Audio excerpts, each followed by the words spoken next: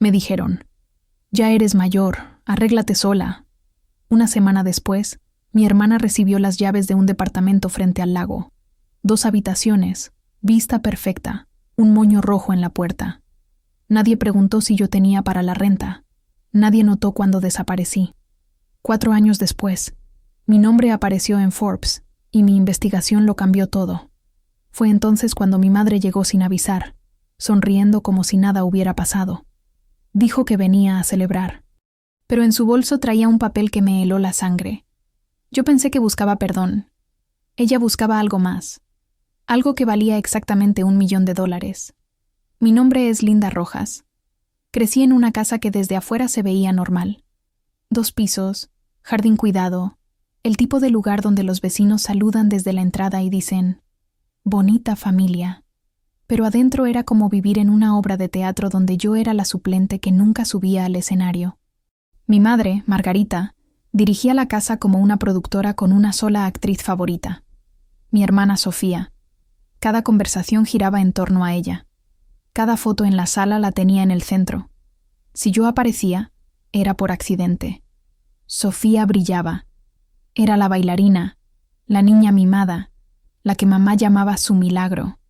Cuando ella bailaba, papá se levantaba a grabarla. Cuando yo traía 10 en todas las materias, ni siquiera levantaba la vista del periódico. Mamá decía, en esta casa no presumimos, Linda. Pero presumir a Sofía estaba perfectamente bien. A los 16, Sofía recibió un auto con moño rojo.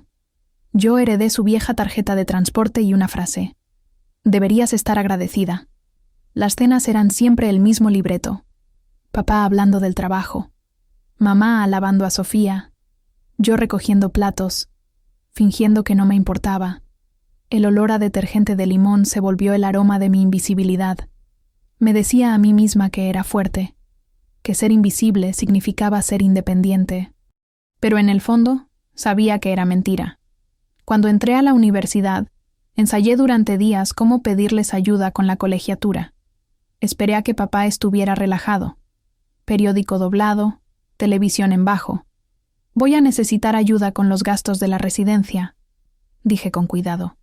Mamá ni siquiera levantó la vista de su cesto de ropa. Tienes becas, ¿no? Ya tienes 18. Te las arreglarás. Esas palabras cortaron más profundo de lo que parecía. Ya eres mayor. Arréglate sola. Esa noche llené formularios de préstamos bajo una lámpara tenue, mientras Sofía dormía en paz al otro lado del pasillo. No sentí rabia. Solo vacío, como si una puerta se hubiera cerrado en silencio y nadie notara que yo seguía afuera. La universidad fue un borrón de laboratorios, fideos instantáneos y trabajos extra. Al principio mandaba mensajes cortos a casa, esperando que alguien preguntara si estaba bien. Nunca lo hicieron. El chat familiar seguía llenándose de fotos, los vestidos nuevos de Sofía, sus vacaciones, su compromiso con un tipo de sonrisa perfecta. Aprendí a silenciar las notificaciones. Cuando la doctora Elena Cruz me aceptó como asistente de investigación, empecé a sentir algo nuevo. Ser vista. Me llamó meticulosa. Me dijo, no solo sigues instrucciones, piensas. Nadie me había dicho eso antes. Me introdujo al ritmo silencioso del laboratorio. El zumbido de las centrifugadoras, el olor limpio del etanol, la emoción pequeña cuando un experimento funcionaba. Era el primer lugar donde no tenía que hacerme chiquita. Para cuando me gradué, había construido un muro de calma a mi alrededor. Dejé de esperar aprobación. Dejé de pedir ayuda. Creí que era libre de ellos. Hasta que una foto destrozó esa ilusión. Sofía, otra vez. Una llave en la mano. El lago brillando detrás. La descripción decía, «Felices 21, mi niña». Y en el fondo, un moño rojo. El mismo tono del que le pusieron en su auto años atrás. Fue entonces cuando entendí. Algunos regalos no dejan de doler. Solo cambian de forma. La foto me quemó por dentro, pero no con rabia. Con algo más silencioso. No aventé el teléfono. No lloré. No llamé. Solo miré ese moño rojo hasta que la pantalla se apagó. 2 habitaciones. Vista al lago. El post lo decía todo. No había un solo mensaje que dijera, «¿Cómo estás, Linda? Volteé el teléfono boca abajo y regresé a mis notas, anotando tasas de disolución de polímeros como si nada hubiera pasado. Pero sí pasó algo final. Después de eso, el hogar dejó de ser un lugar y se convirtió en un concepto del que había crecido demasiado. Mi beca cubría renta en un departamento del campus. Paredes delgadas, tuberías ruidosas, olor perpetuo a sopa instantánea. Pasaba las noches en el laboratorio persiguiendo números en lugar de sueño. La doctora Cruz me preguntaba si alguna vez descansaba. Yo me encogía de hombros. Los descansos son caros. Ella sonreía con tristeza, como si supiera que esa frase significaba más de lo que decía. El siguiente semestre me llamó a su oficina. Luz cálida, libros en caos organizado, una taza de café a medio terminar junto a su laptop. Linda, estás diferente últimamente. No es algo malo, solo enfocada. Lo que sea que estés persiguiendo, espero que sea por ti, no contra alguien más. Quise decir que era ambas cosas, pero solo asentí. Cuando Stanford me ofreció un doctorado con financiamiento completo, no le conté a mis padres, ni siquiera a Sofía. Empaqué mi Honda abolido, la cajuela llena de cuadernos y plantas marchitas, y manejé hasta que los letreros decían California. En algún lugar entre kilómetros, dejé de sentirme como una hija. Era algo más ahora. Stanford fue otro planeta. Ahí la gente no medía tu valor por atención. Lo medían por descubrimiento. Yo pertenecía al turno de medianoche del lab. Pipetas, playlists, luces fluorescentes. Por primera vez, el silencio no significaba abandono. Significaba enfoque. De vez en cuando, mi teléfono se iluminaba con el chat familiar. Fotos de fiestas a las que no me invitaban. El anillo de compromiso de Sofía. Los pies de foto de mamá. Mis niñas hermosas. Los veía con la curiosidad distante de una extraña. Luego llegó un mensaje solo para mí. Escuché que terminaste tu doctorado. Felicidades. Tal vez ahora puedas ayudar a tu hermana con su idea de negocio. Sin signo de interrogación después de las felicidades. Solo expectativa. Borré el mensaje. Bloqueé el número. Pasaron los años. Mi trabajo se convirtió en una startup. Una pequeña empresa biotecnológica construida de noches largas y fe terca. Mark Salazar se unió como socio. Inteligente, amable, con los pies en la tierra. Construimos algo que importaba. Algo real.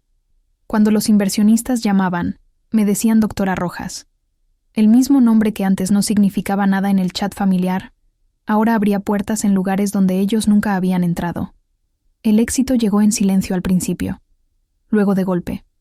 Rondas de inversión, titulares, una oferta de adquisición. Y entonces el ruido me encontró otra vez. Una amiga me mandó mensaje. Tu mamá acaba de publicar algo sobre ti. Abrí Facebook por primera vez en años. Ahí estaba. Margarita Rojas, sonriendo con orgullo junto a Sofía. Tan orgullosa de mis hijas. Una dirige un negocio. La otra acaba de lograr un avance científico. Los sacrificios de una madre finalmente valen la pena. Sacrificios. La palabra se quedó como plomo en mi garganta. Miré ese post hasta que los bordes se difuminaron. No era solo una mentira. Era una reescritura. Había borrado años de silencio y los reemplazó con gratitud que nunca dio. Por un momento quise comentar. Recordarle que no le había hablado en casi una década. Pero entonces entendí. No publicó eso para mí. Lo publicó para ella. Así que no hice nada. Y eso fue lo que la volvió loca. Semanas después, mi asistente habló por el intercomunicador. Linda, hay una mujer aquí preguntando por ti. Dice que es familia. Me congelé. Familia. La palabra que había enterrado años atrás. Hazla pasar. Cuando la puerta se abrió, olí su perfume antes de verla. Vainilla y culpa. Ambas demasiado dulces para ser reales. Se veía exactamente como la recordaba. Cabello impecable, perlas, una confianza que llenaba cualquier cuarto antes de que hablara. Linda, dijo, con los brazos abiertos como si esto fuera un reencuentro, no una intrusión. Me levanté despacio. Mamá. Ella miró mi oficina, inventariando todo. Paredes de cristal, patentes enmarcadas, el zumbido del éxito. Así que aquí es donde pasa toda la magia. Ni siquiera nos contaste. Imagina mi sorpresa al leer sobre mi propia hija en Forbes. Forcé una sonrisa. Podías haber llamado. Lo hice, dijo con ligereza. Cambiaste tu número. Pensé que estabas ocupada, así que decidí visitarte. La familia debe celebrar junta, ¿no? Su tono goteaba miel, pero sus ojos escaneaban mi escritorio, buscando algo. Señalé la silla. Siéntate. Abrió su bolso con cuidado deliberado y sacó una hoja doblada.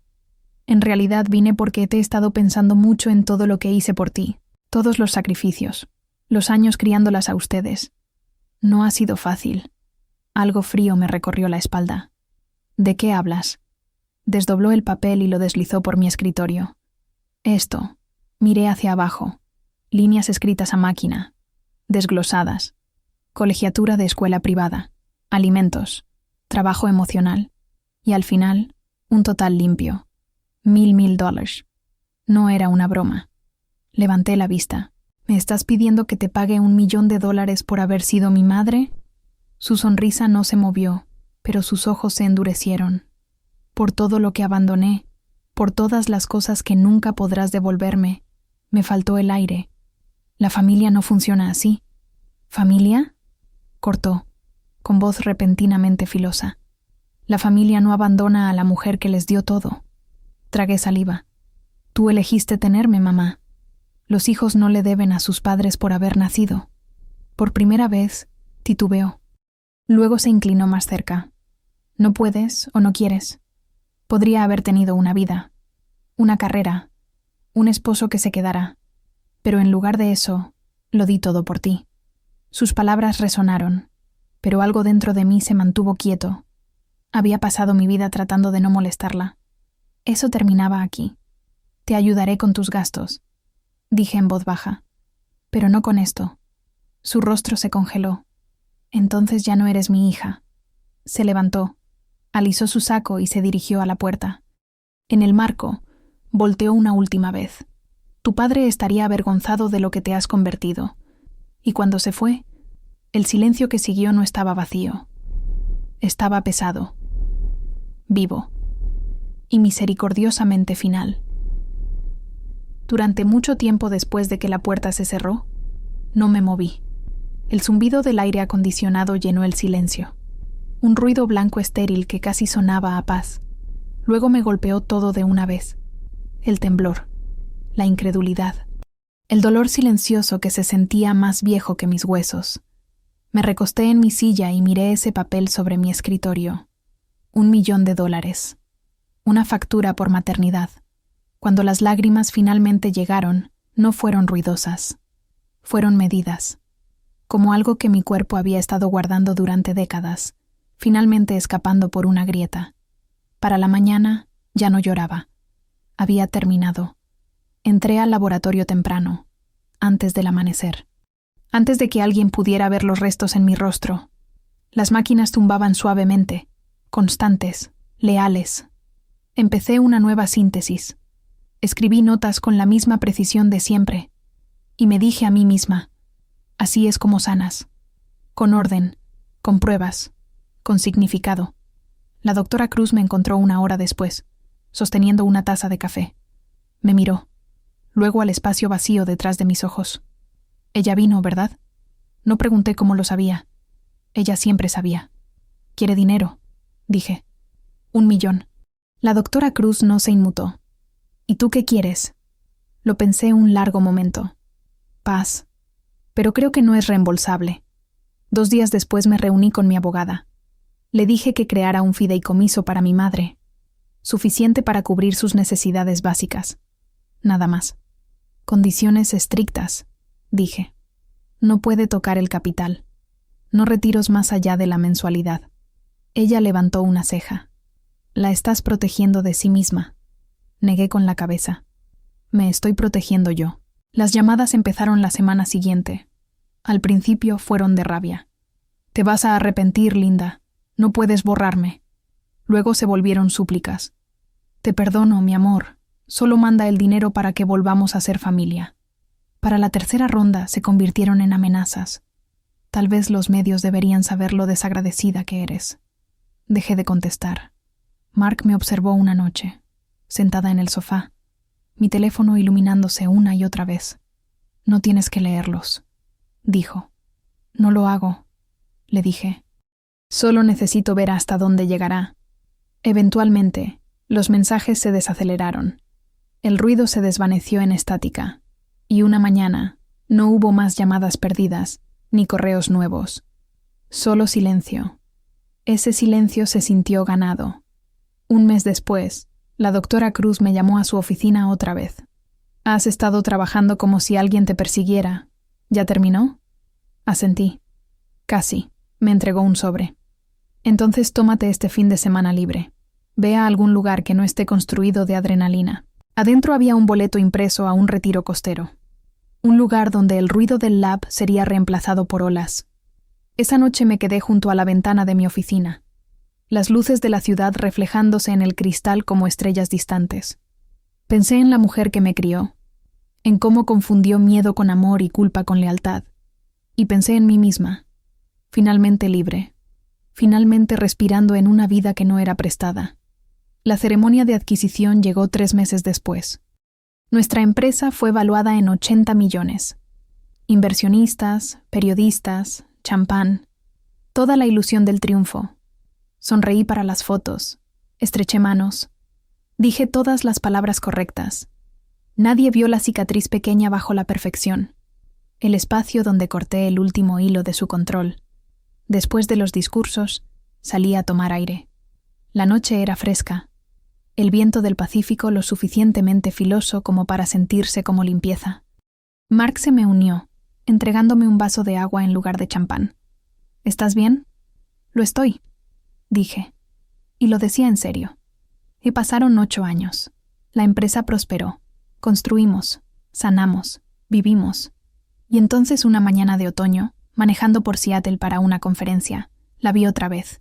Estaba sentada en la banqueta afuera de una cafetería, una taza de papel en la mano, cabello gris enredado, ojos apagados, pero inconfundible. Por un segundo, olvidé cómo respirar. El mundo se quedó en silencio de esa manera peligrosa de antes. Estacioné el auto. Compré 2 cafés. Y me senté junto a ella. No me reconoció al principio. Luego susurró. «Linda», como una pregunta que tenía miedo de terminar. Hablamos durante 1 hora. Medias verdades. Fragmentos. Cosas demasiado frágiles para nombrar. Dijo que estaba enferma, que el orgullo se había llevado lo que el mundo no. Cuando me fui, arreglé ayuda a través del fideicomiso. No como una hija pagando una deuda, sino como un ser humano rechazando la crueldad. No la perdoné ese día, pero dejé de permitir que su historia definiera la mía, y cuando me alejé manejando, la ciudad se veía más suave, como si finalmente me estuviera dejando ir. No le conté a nadie sobre ese encuentro durante mucho tiempo, ni a Mark, ni a la doctora Cruz. No se sentía como un secreto, se sentía como cierre. La siguiente semana recibí una llamada de la trabajadora social que supervisaba su caso. Dijeron que había aceptado la ayuda, pero se negó a ponerme como contacto de emergencia. Casi me reí. Incluso al final, ella quería la última palabra. No lo peleé. En lugar de eso, me enfoqué en las pequeñas misericordias. Estaba a salvo. Tenía comida. No estaba en la calle. El resto ya no era mi trabajo arreglarlo. Algunas noches me sentaba en mi balcón mirando la ciudad, pensando en cómo la paz no es ruidosa. No ruge como venganza ni choca como desamor. Zumba, constante, silenciosa, como las máquinas en el lab que una vez sostuvieron mi mundo. La doctora Cruz se retiró ese invierno. En su cena de despedida, tomó mis manos y dijo: «Has construido todo lo que alguna vez deseaste que alguien construyera para ti. No olvides descansar dentro de eso». Prometí que lo intentaría. Mark y yo hicimos crecer la empresa despacio, con cuidado. Creamos becas para niñas en ciencia, chicas que me recordaban a mí misma antes de que el silencio me endureciera. Cada vez que veía a una de ellas iluminarse por un descubrimiento, algo en mí también se ablandaba. Una mañana llegó una carta. sin remitente. Solo mi nombre en letra temblorosa. Adentro, una línea en papel blanco. Gracias por el café. Sin disculpa, sin firma.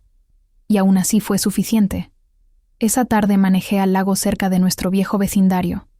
El agua estaba quieta. El tipo de quietud que contiene el aliento antes del amanecer. Susurré un adiós que nadie escuchó, y lo dejé hundirse en las ondas. La libertad no se veía como victoria, se veía como calma. Por primera vez, entendí algo. El amor no siempre te sana. A veces solo te enseña quién debes convertirte sin él. La gente piensa que el cierre es una conversación, un final limpio donde todos se abrazan y lloran. No lo es. Es el momento en que dejas de esperar la disculpa que nunca llegará. Y vives de todas formas. No odio a mi madre. Tampoco la amo. Solo le deseo paz. En algún lugar lejos de la mía. Si alguna vez tuviste que construirte desde el silencio que tu familia dejó atrás, sabe esto. No le debes nada a nadie por sobrevivir. No les debes tu perdón para mantenerte libre.